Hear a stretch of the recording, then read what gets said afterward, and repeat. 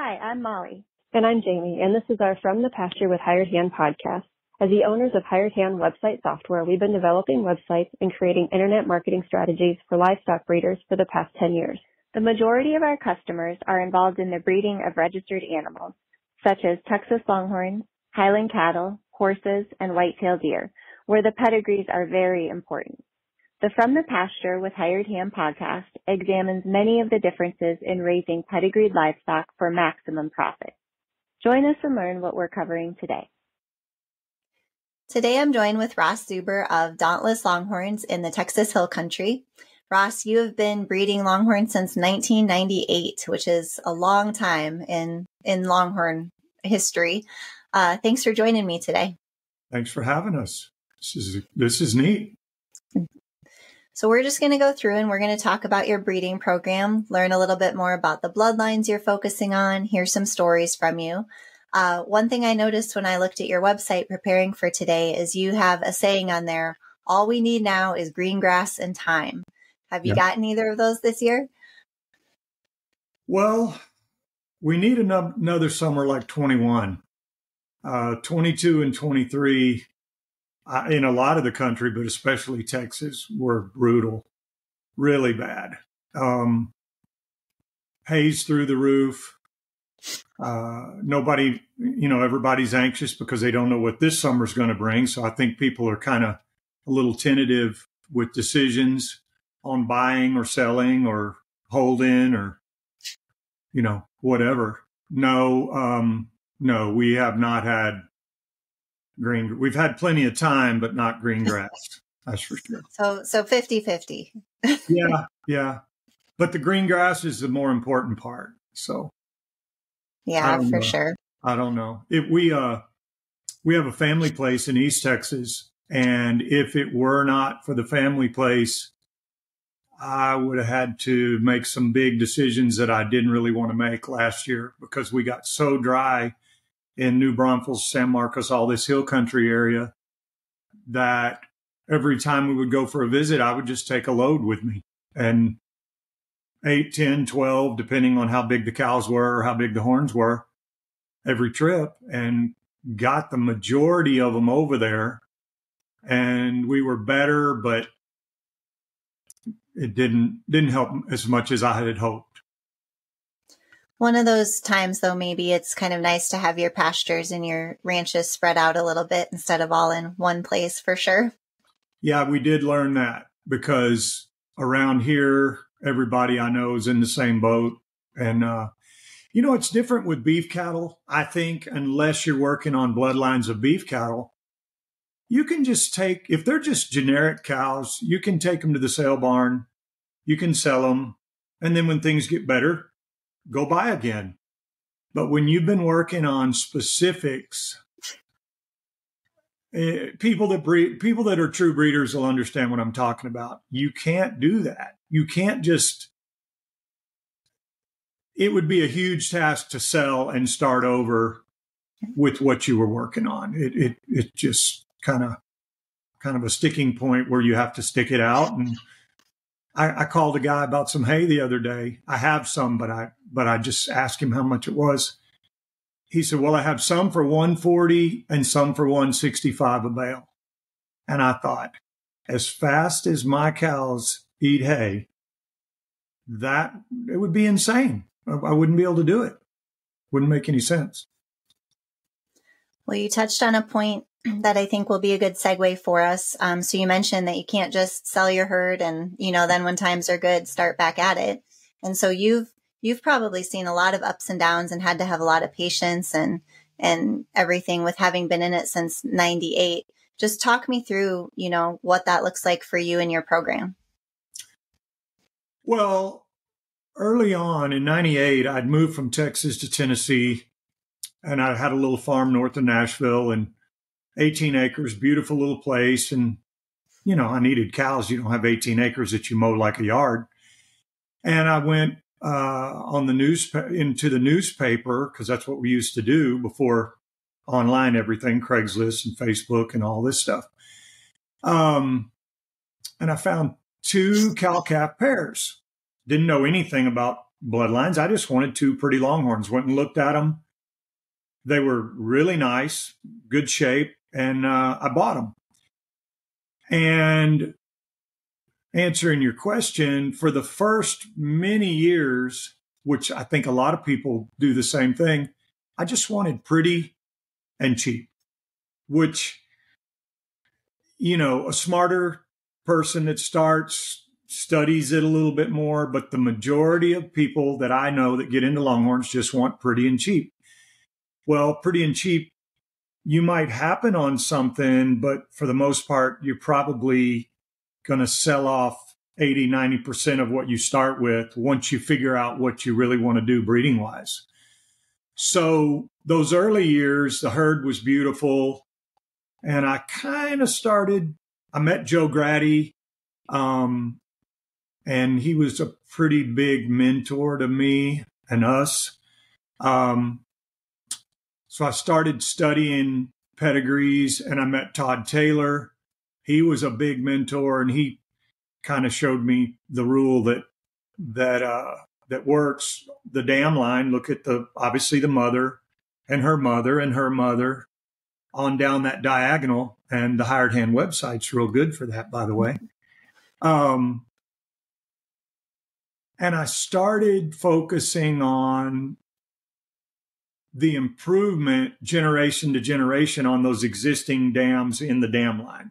And obviously you want the same thing out of the bull on that diagonal dam line. But I focus heavily on genetic improvement from generation to generation on the bottom diagonal dam line. I think Daryl Dickinson calls it genetic bounce or something like that. But Todd used some of his cows as an example and showed me in the pedigree, like, for example, Delta Sissy looked like this and her daughter looked like this. And then it got a lot more fun because it wasn't just throwing darts at the wall and breeding to this bull and hoping for a great calf.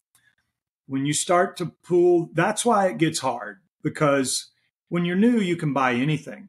Anything works because you don't know what you're doing. You don't have any cows. You want some cows. But when you start following a bloodline or a few families, Mike Davis was impressive to me early on. He focused on Tejas Star families through Texana Van Horn, Delta Van Horn, all that. So back to those Todd Taylor genetics again. Yeah, that's true. And the Cha-Ching family, and of course, Alan and Teresa Sparger, the best one, the Danica line. But if you look at his site, it's his entire herd. There's variation, and he's obviously had to make it his own and put things with it.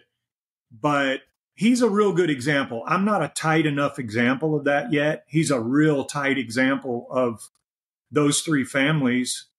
And then he's finding the bulls that work with those 3 families.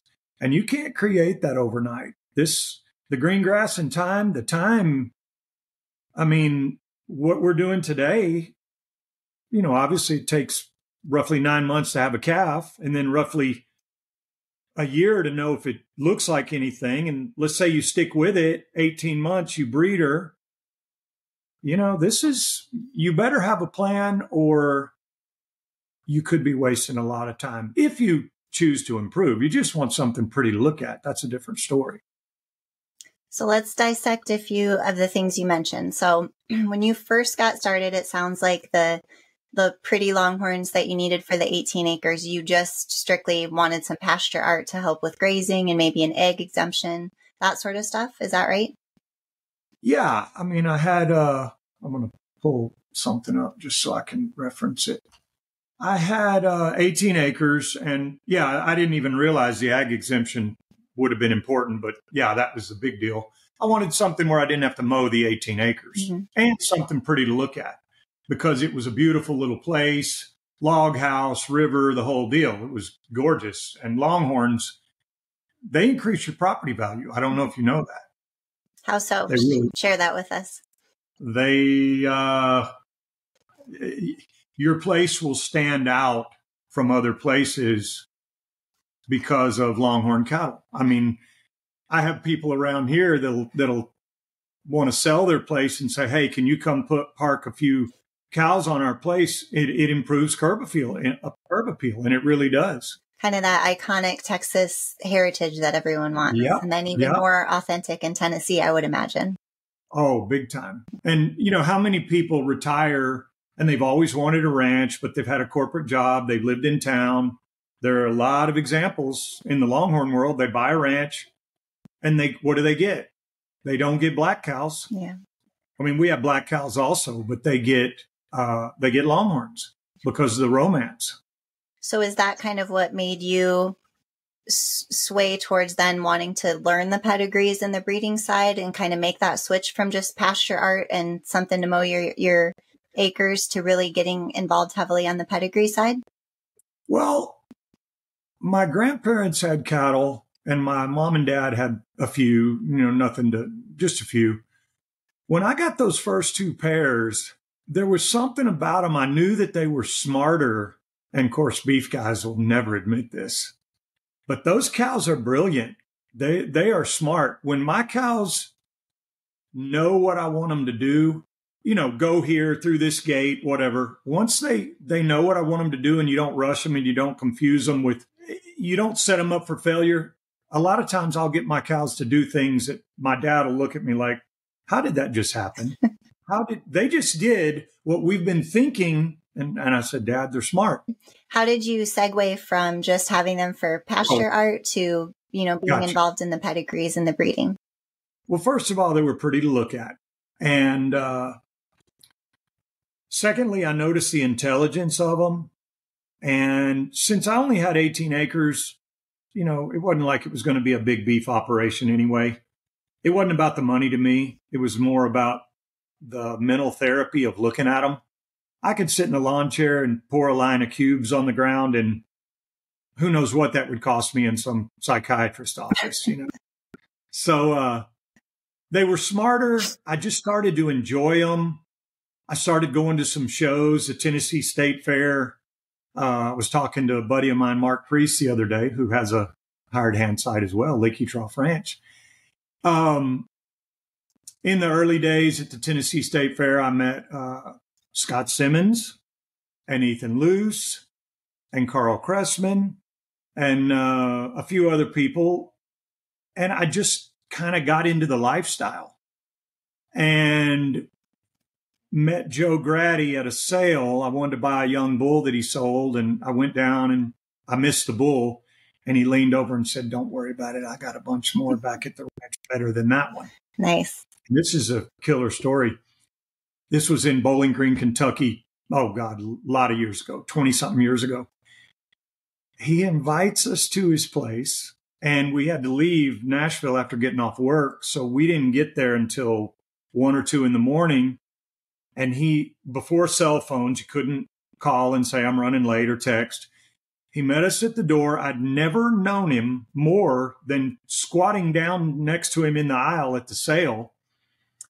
And he said, y'all's bedroom is right there. And he pointed to the doorway. He said, see you in the morning. Went in the bedroom, went to bed, woke up to the smell of bacon and eggs being cooked and realized we were in his master bedroom. That guy, I'm going to tell you, I credit a lot of the Longhorn industry has fantastic people, but for that guy to do that to someone he didn't even know, I can't say I would do that. That's awesome. He gave us his master bedroom, cooked breakfast, and we were fast friends ever since. And I really started studying Wiregrass genetics and what had worked for him. And of course, Todd Taylor as well at the same time. But those cows that I needed were out of my range price wise. They were expensive. Mm-hmm.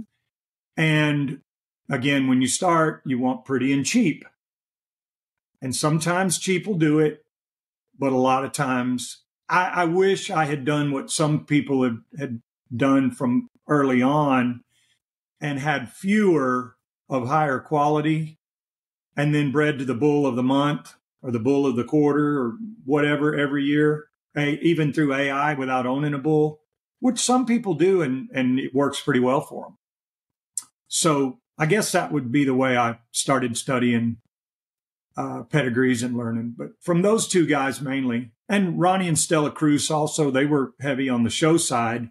Oh, those are another group that we met early on. But the horn breeders were Joe Grady and Todd Taylor, pretty much.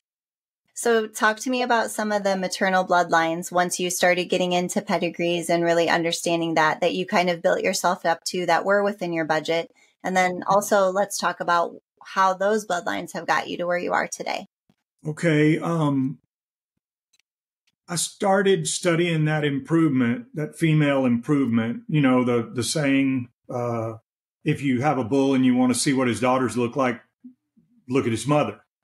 Well, I wish somebody had said that early on, and I wish I probably wouldn't have listened anyway. But kind of what really started clicking with me with Joe's bloodlines was Gunsmoke. And he had Wiregrass Guns a Smoking, Wiregrass Smoking 44. Wiregrass Guns a Smoking was a real pretty brindle bull. He came forward quite a bit, but the daughters were insane. So I started trying to incorporate that.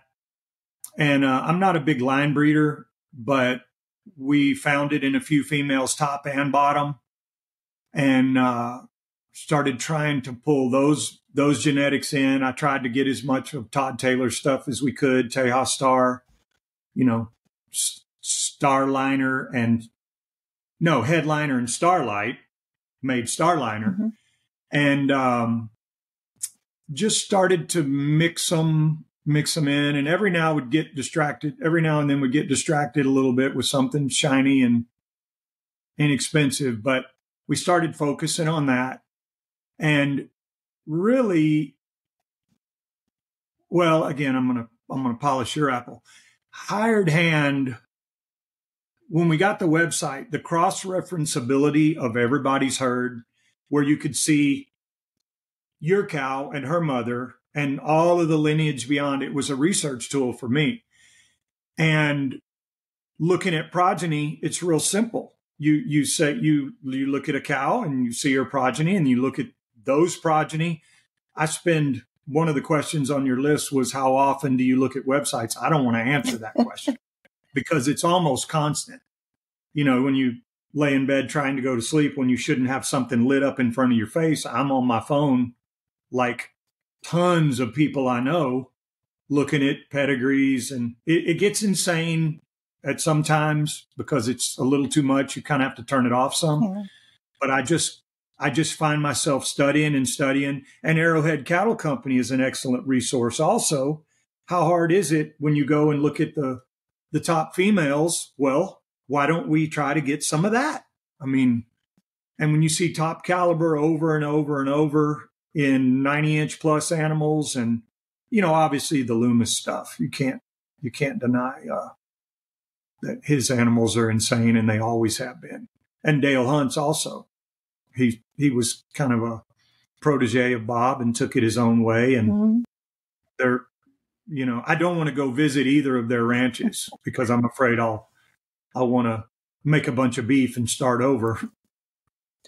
So who were some of your first few that you got really excited about, whether it was because they won shows or awards or sold well? Just who are some of those first few? Let's do females first.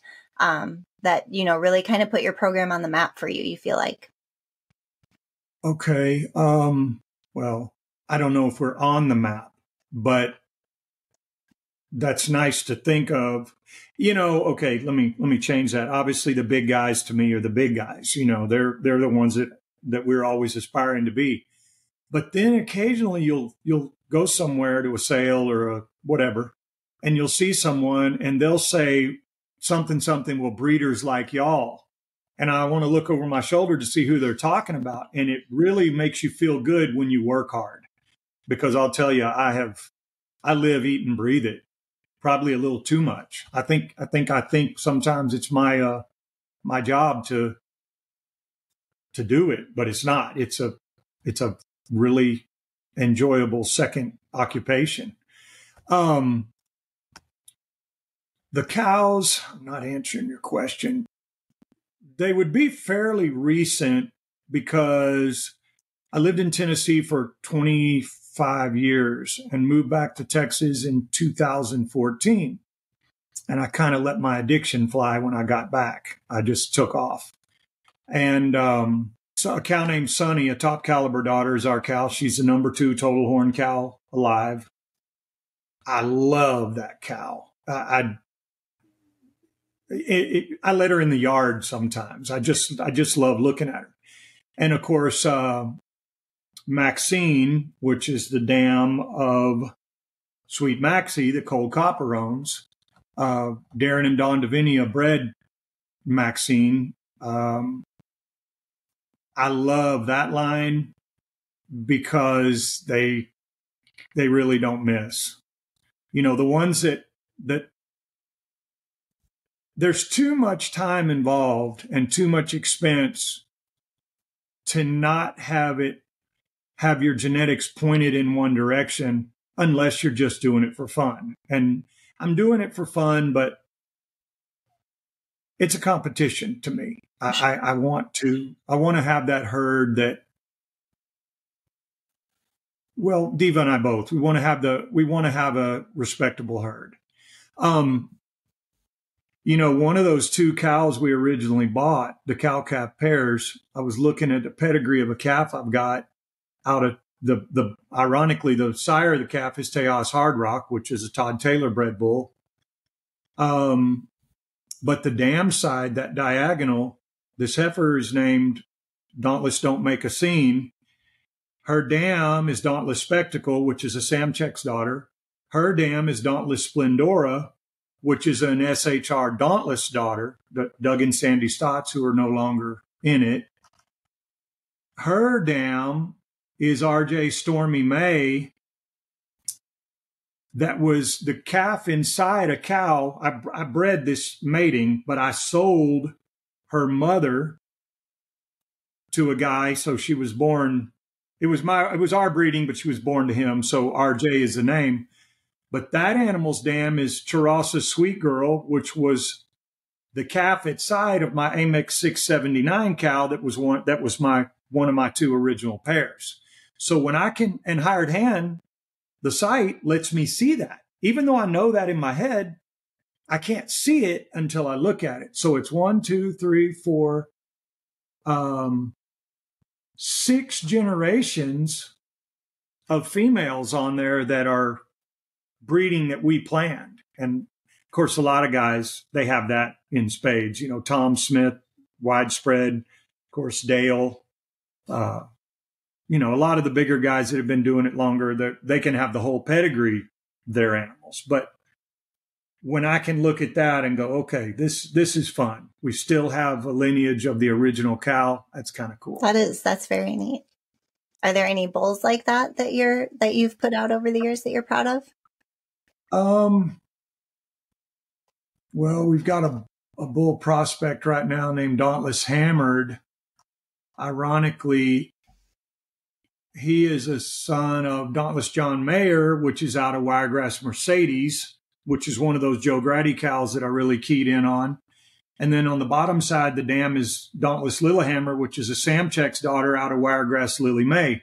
And that's that double bred Guns of Smoking that I was talking about. So, I mean, he's our breeding as we planned it, but you got to be pretty far down the road to really call it your breeding. A lot of people will take a first generation calf and say, oh, this is our breeding. Well, yeah, technically, but, you know, takes a little while to get there. Samchek's was huge for us. I remember studying progeny from him, and he only had a few. He only had 40 registered sons and daughters, and 27 of those registered animals were daughters. And I knew where 9 of them were, and they were off the charts. And I thought, okay, I got to get this bull. And he was kind of the, I think you asked earlier what he was a definite pivotal point for us. And how long did you have him? Good Lord. 7-8 years.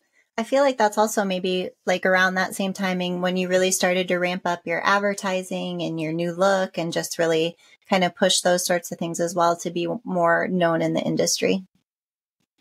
Yeah. And we started going to the horn measuring competitions, and Sam won his class several years. And 1 year won Bull Alley. I think it was 2018.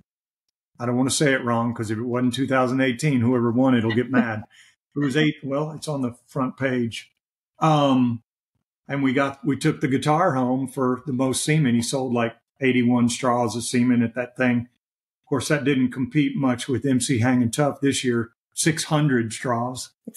That event's come a little bit too since then. So yes. Yeah, he was 2018 Bull Alley champion. Yeah, we did start up in advertising, and yeah, that's a good point. I didn't think of that. So I don't know if I've ever asked you this, even though I know when we started working on your ads and your website and stuff, I was always curious, where did you come up with your ranch name and what's the story behind it?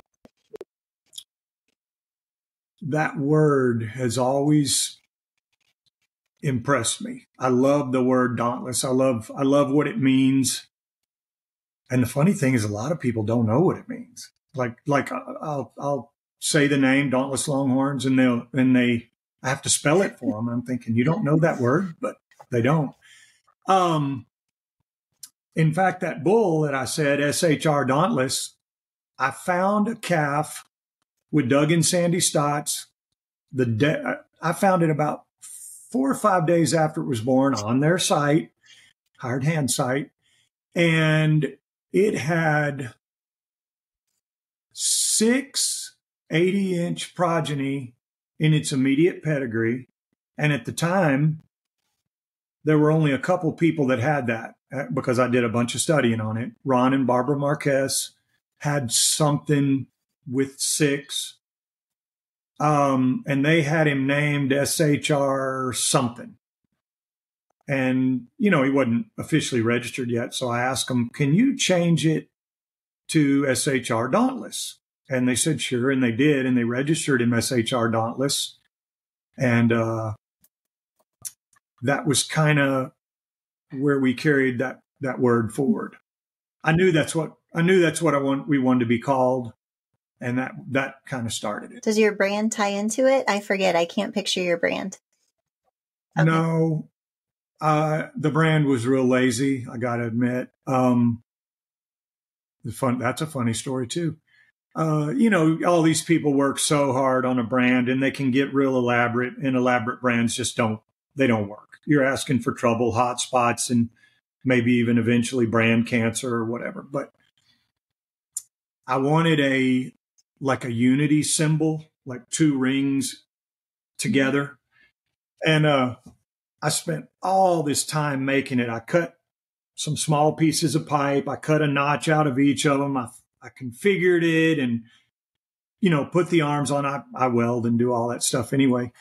And I get it made, and it was a hot iron brand, and I used it. And I was a little frustrated because I probably had 10 or 12 hours time in actually making it and remaking it. And my numbers were electric. And my brand that I'd spent all that time making looked exactly like a sideways 8. So needless to say, I was not happy. So I just started using the sideways 8 because it's the same thing. Of course, some people will say it looks like an infinity thing or a whatever. That's the story behind that. No, it does not tie into the name, but it's a. Did you at least keep the brand that you built and have it on display somewhere? Sure, yeah. I've got way too much time in that. It just hangs by the fireplace. Love what you're hearing? Be sure to check out our Pickup Truck Confessions. It's a video series where we hop in the truck or rental car and interview a variety of breeders about what drives their passion for their livestock, how they got started in the breed of their choice, marketing tips, and more. And now back to the podcast. You've talked a lot about bloodlines, and you've mentioned some of the really, outstanding breeders that you had the pleasure of, I feel like, picking their brains early on. What would your if you had to describe that your, ideal, iconic Longhorn cow, how would you describe it? What's her horn set? What's her coloring? What's her body? Good Lord. It used to be a Stockton Burton cow. Oh my gosh. When you've got all these names, it's hard to remember. That it was years ago. If I had time to look, I'd look it up and tell you. It was a Stockton Burton cow. But I love twist horn. It just, the fluidity of the just a nice sloping. It's romantic. It to me, it's kind of the symbol for the Longhorn. Obviously, I like a real nice high horn cow too. But we have a few of those. But the twist, I looked at the herd a few times in the past and I went, wow, I wonder if we like twists, because everything almost was twisty.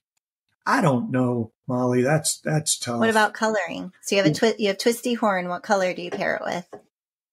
Okay. Now color is a funny topic. I always say if you don't work at it, you'll end up with white, red and white, and white and red. It's real easy to get, and it's real hard to not get. You got to focus on those pedigrees, but as well, not a solid white bull. Come on, like a bull like Drag Iron, tricolor, brindle, speckled, doesn't get any prettier than that. But, back in the day, it was hard to get brindle, and it's easy to get now, but people have worked on it. Brindle is one of my favorites, but maybe not. Samcheks with solid brindle, but with a little odd patching if you really study them. Someone will put, on Facebook or somewhere, oh, look at this colorful calf. And Devo will walk by and say, that's not a colorful calf. It's heavily patterned. So you've got to be truly colorful to pass her color test. I like the stuff that's hard to get. We have a PCC front runner daughter named Dauntless Biscuit Runner. Kind of a stupid name, but she was biscuit colored when she was born, and it just kind of stuck. That was her nickname. But she's a dun brindle, and that's insane rare. Those are the ones, if you took it to a sale, she would kill it. But those are also the ones you want to keep and try to make things out of. I don't know. No, that's a great answer. Solid black is hard to get. A good black and white's hard to get. I like anything that's hard to get, that takes work, pedigree wise or color wise, body conformation. She may kill me for mentioning her. Kathy Palladini has on her site, Double K, they've got an interesting palette. She has some killer colors, just what I want to be when I grow up, color wise. She also does a great job of photographing them, so they look even better. Yes, she does. The background doesn't hurt either. And something that's interesting is she puts that blue band around the picture, so anywhere in the pedigrees, where that animal came from if you pay attention to that kind of thing. Like myself. Well, where do you think your program will be 5 years from now? Talk us through some of your goals and strategies you have coming up. Well, this is the most exciting time for me breeding wise. It started about a year ago, maybe a little longer. And I can't tell it right now because I'm not far enough along, but we're working on some cool stuff. We've got some bulls. We've got a Silent Iron son, Silent Plan. We've got a Richard Carroll bred bull, RZ Shaka Joe. We've got finally a Mike Davis bred Century son. And ironically, his mother was out. His mother's mother, was a full sibling, or is a full sibling to our Sunny cow. So we're able to incorporate our beloved Sunny genetics with a Danica son. You see what I mean? It's just trying to put these pieces together, and we're mixing, and we're making daughters out of this one with our cow genetics, and hopefully breeding those daughters to either of the other two bulls for different reasons. And sooner or later, they're all going to be in one pedigree. Is it hard to be patient? That's exciting to me. Is it hard to be patient? Oh, God. Oh, man. Yeah. Yeah. I mean, first of all, if it's a pasture breeding, you don't even know you're getting a female. So we've started to do a little IVF work and embryo transfer stuff, and you have a little more control over it then. Well, you have a lot of control because you have a specific cow, a specific bull, a heifer, and then we've even done that for bulls too, to try to get a bull out of a certain mating. But you've got to make multiples, because if you make one, you just use the one because he's the only one you have. But what if he's no good? And even those great pedigrees don't always click. So you want to make 3 or 4 or 5, and the time, it's just insane. If I just turned 54, I'm not going to see this until probably a couple more years to actually see it on the ground. But man, is it exciting. What do you feel like is good advice for new breeders that you haven't shared through your stories with me yet? You were talking about earlier, there's an evolution of information in everything. The fact that we can have a website now, we can study it. Okay, I'll make an analogy. When I was a kid, I played a little bit of guitar. The only way you learned is from your buddies, or you took lessons. Kids now, if they want to learn something, they go on YouTube or go on whatever. There's a lot of information available, and newer breeders can be, and a lot of them are better from the start because of the information available. Now, I'm going to use specific examples. My buddy Mark Priest, Ryan Schmidt, Rocky Meadow Longhorns. The cows, and I don't want to say newer, but we've been in it longer than he has. He's been in it a short amount of time, and he's got an insane herd. Mark has a great herd for the amount of time and the number of animals. So they have it easier. If you want to be a real breeder, study what the real breeders do. It's kind of a simple concept, but a lot of people, especially men, they don't listen. I want to do it my way. And I think that's been a little bit of a detriment to us. We haven't jumped on the bull of the quarter bandwagon, and I probably should have a few times, at least a little bit, because if you make all the animals, if you set up all the matings for my own desires and things I like, well, I have to run into people that like that as well. And what if I can't find those people? But if you breed to some top bull right now, well, let's use MC Hanging Tough. If you breed to him with a nice cow, obviously it has to have a nice calf. There's value there that's obvious. There's market value. I always say, let's do a few for us and a few for them. But you have to learn, and it takes time to learn what it is you like, because you don't know I'm going to speak for me. I didn't know what I wanted. I just knew what I thought was pretty. And as in a lot of things, pretty doesn't always cut it. Yeah, that's great advice. I learn of, Ryan Ritchie also has a hired hand site, Ritchie Land and Cattle. All of us are constantly looking at animals, and they'll send a screenshot of some animal they saw in it. And then you go, wow, look at the sire of this cow. I've never seen this bull. Well, we'll search that. And, it's neat. A lot of people would say someone with 6 cows didn't need a website, but they do, because it's a tool that shows some sense of professionalism that I'm actually trying to do something here. It's not the cheap way out, but if you really want to build something, you can see it that way. The new guys have websites. They have they do Instagram and, everything. I don't know. A lot of the new guys are doing it well, really well. Yeah, having the technology, continue to progress and be there definitely changes the game, and the amount of time, as you mentioned, that you have to wait to see your plan or your work goes a little faster these days, I feel like. And when you get an embryo placed and then you got your fingers crossed that it sticks, and when you find out it sticks, you see that date on the ear tag of when it's going to be born, and you're going, man.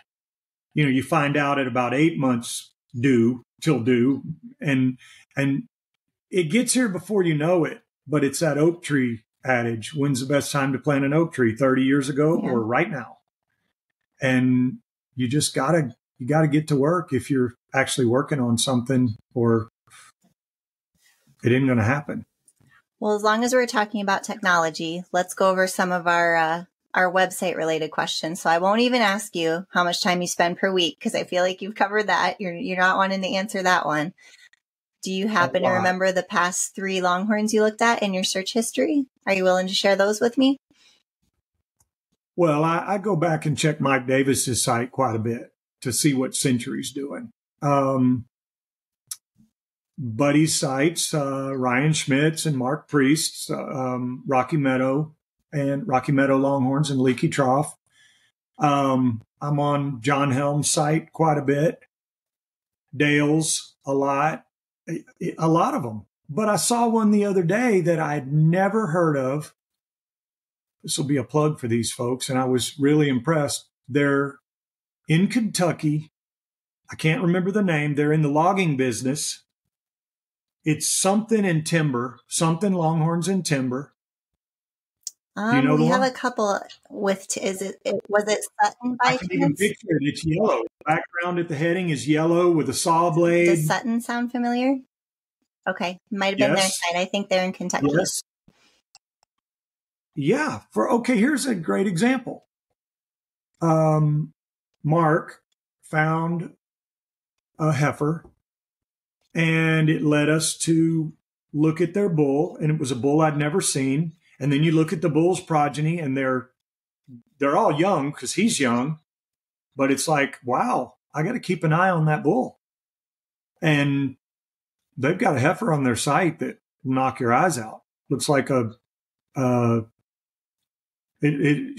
heifer looks like she'd be a Done Got Double Lucky daughter. She's absolutely gorgeous.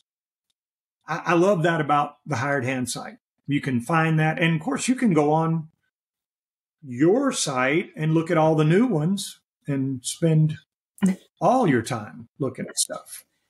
What about social media? What do you feel like is your go-to social media if you're wanting to find animals? The only thing I do is Facebook. You can make a career out of this mess, and if it's not your job, it can consume you and get a little out of control. Facebook.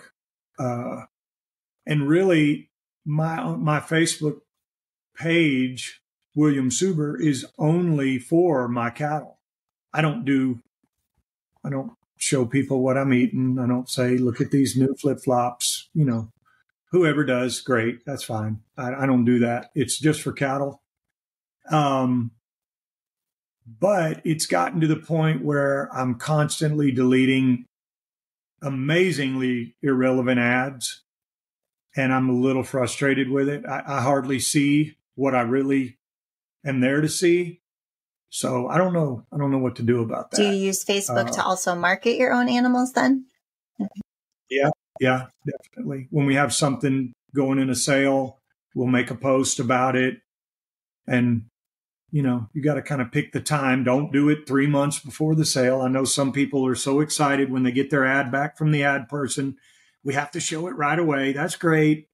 But you lose the impact of freshness when it's the sale's 5 or 6 days out, maybe 7 days out. You put the ad, it prompts people to go to the online catalog and study it. And I love that part. But yeah, Facebook's the only thing. Occasionally, if I see something funny, I might say something about it. But the main idea is the cattle. And, there are all those groups, too. Longhorn Friends, and Friends with Longhorn Cattle, and Texas Longhorn Futurities. Of course, your Hired Hand group, Hired Hand Customers group. And, you don't just put it in one. You don't just put it on your own thing. I constantly have to tell my buddies, you just put it in yours. You got to hit 5 more. If you want it to be seen, especially new people. That's the thing that I don't like about this deal. You come in, it's like high school. You come in as a freshman, you go out as a senior. Well, a freshman boy is probably not going to get asked to the prom by a junior or senior girl. You got to have something going on. And your animal better be something, or it's not going to get looked at. This blows my mind. Someone consigns a cow to a big name sale when the Red McComb sale was going, for example, that sale. And I think now the Glendennings are having it, the Hill Country sale. But some friends of mine consigned this white cow.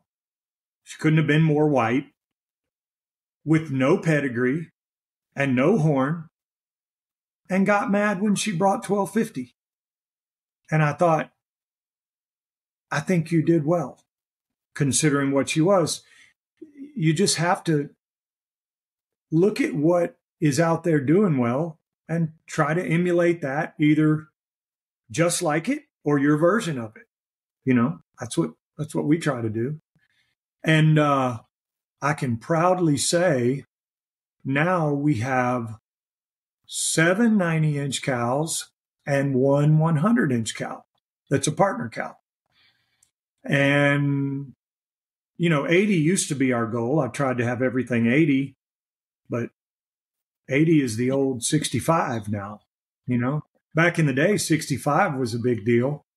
Joe Grady, when I first met him, this is interesting. He had Ann Gravitt, G&G owns a cow named Wiregrass Magnolia 9, ironically, that comes from that lineage that I was talking about. And I was at Joe's when she was 16 months old, and he said, I think I'm going to consign her to the Legacy.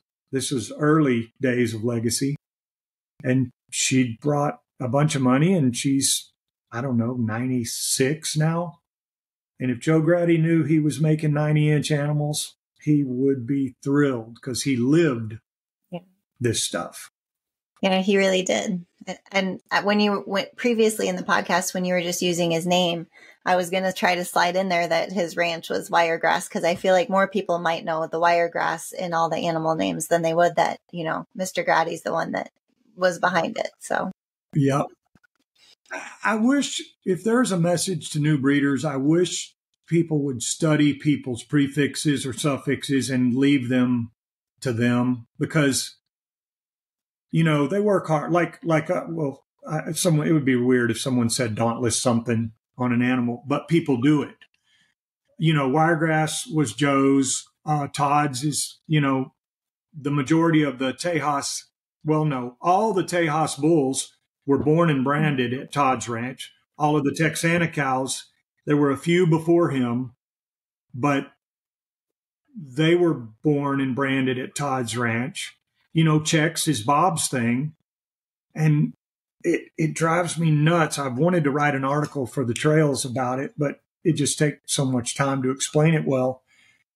Don't use people's suffix. People will put Checks because it's a Cowboy Tough son or grandson or daughter or granddaughter.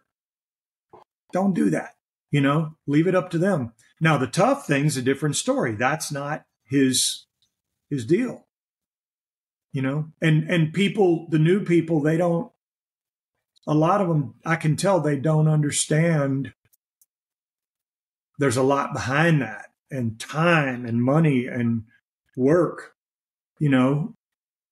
I bet, well, Joe's been gone, God, a lot of years now. What, 8 or 9 or 10 years now, maybe? Nine maybe? And see, that's another thing. I love to find the older stuff that worked and pull it back around. I can tell about this. We have an interesting embryo in the tank, not placed, but it's from a Phar-Lap daughter, a bighorn Phar-Lap daughter. And she has coach on her bottom side, and we flushed her to unlimited. So we have the potential that's exciting to me. We have the potential for a heifer that has all of the greats of that time, coach, Phar-Lap, and unlimited in one female. That I love stuff like that. And then come back around on her with our modern stuff, for example, like the Silent Plan bull, the Silent Iron Sun, or the Shaka Joe bull, or the Mike Davis Lano Luck bull. I love engineering. It's kind of become my crazy pastime. I don't think you're crazy. I think a lot of folks are working on that just like you are. Yeah, but if you knew more of the story, you would think I'm crazy. Well, maybe a topic for another podcast then. I can't wait to talk about that. I cannot talk about right now. And I say that because when you get an idea and it's a good idea, you need to keep it to yourself. Because if it's something you're going to work on, if it's not, give it away. But there are a lot of people that could take your idea and run with it faster than you can for certain reasons. And then your idea is not your idea anymore. True. So, yeah. Well, thank you so much for joining me today. I feel like we learned a lot about your program, got a lot of great advice, and kind of be sitting on the edge of our seat for about 2 years from now. See what's coming down the path for your program. Don't hold your breath, but thank you for having us. It's been nice. Have a good day. You too. Bye-bye.